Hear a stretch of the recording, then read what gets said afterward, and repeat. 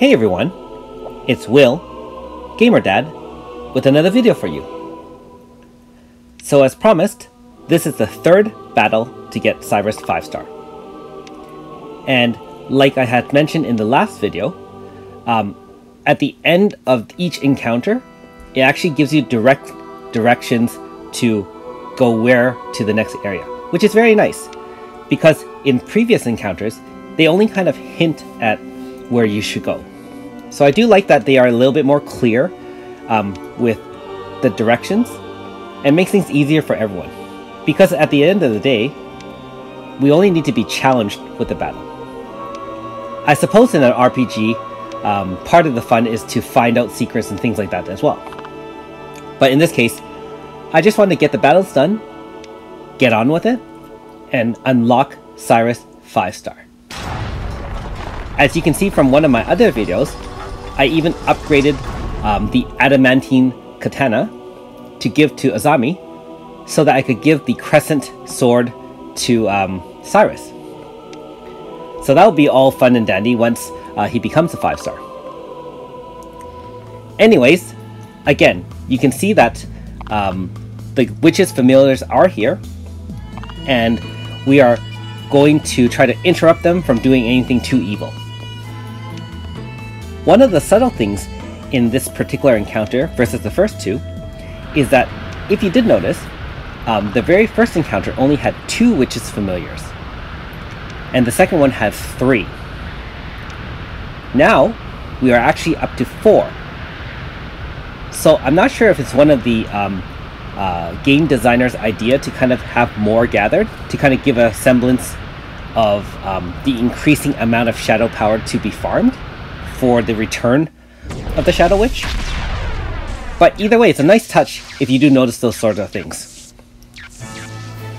And you can see that the witches' familiars, just like in the second battle to merge together to form the witches' underling, these 4 have now gathered their powers and merged to become what looks to be the Shadow Witch.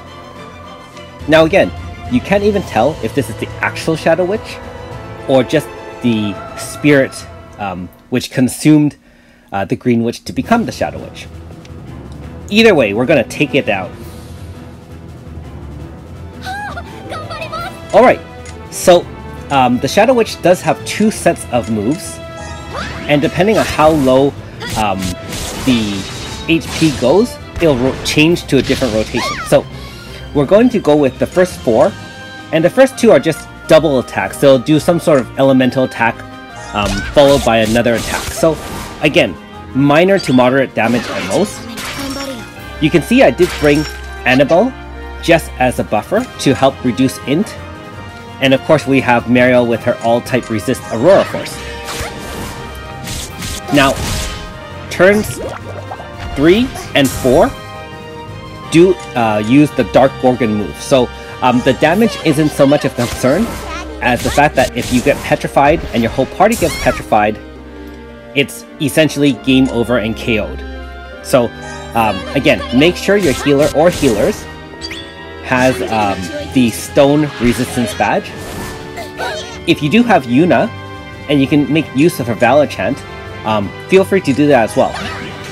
Unfortunately, I do not have a Yuna. Now after those first 4 turns, it goes into a separate 4-turn rotation where every 4th turn will do a Dark Gorgon Petrified move. So as long as you're aware of that, you can try to time your AF attack to land on one of the turns that doesn't have the Dark Gorgon move, so you can make use of all 4 of your characters and end it in one shot. Now, as you can see in this particular replay of the battle, unfortunately, I did not time it properly, just because I was doing something else, unfortunately. But I'm still going to activate AF with the 3 characters I have active.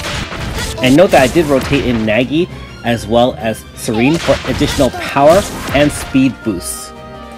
And you can see that even with 3 characters and no AF finisher, it was enough to do all the damage that was necessary. And the third battle is done. Nice.